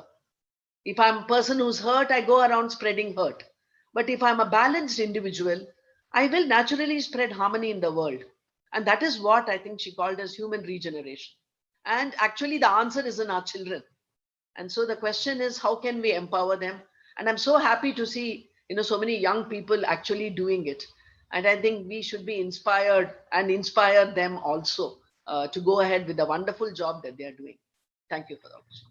Thank you so much, Mr. Rao, for sharing those real-time experiences of your students, how it has brought about transformation in junior youth and how it has impacted the community they live in. It indeed is a great feeling to see the transformation we would like to see because of the efforts put in. So it's really wonderful. It was a lovely discussion today with all the eminent panelists, Mrs. Lata Rao, Mr. Rohit Kumar, and Mr. Ravi Kiran. We thank you once again for giving us time, for taking out time from your busy schedule and being a part of this webinar, sharing your experience and knowledge with us. So thank you so much. We also would like to thank the audience who has sat throughout, though we have exceeded the time, but I don't see anyone dropping out from the webinar today. So that's something interesting. It shows how close this topic is to everyone's heart. And everyone is today will take something valuable from the discussion what we had and the knowledge shared, the learning experience shared by our esteemed panelists. We also would like to thank the backend team for running the webinar smoothly. Yogesh, Karthik, Sujish, Rishika. And if everyone is fine, probably we can switch on the video for a while so that we can take a picture as a memory. And probably just for a minute or so, if everyone is fine. So till the time everyone switches on the video, just would like to remind once again that we have these webinars which concern the society. We have on topics which concern the society every third Sunday of the month at 5. The time is 5 to 6:30, though we exceeded the time today, but that's a fixed timing what we have for webinars, which is organized by the Baha'i Community of Bengaluru. So if these are the topics which concern you or concern the people around you, please ask them to join. And we also get an opportunity to learn from our eminent panelists, from their experience, from their knowledge. So we have most of the people switching on their video, and we'll just take a photo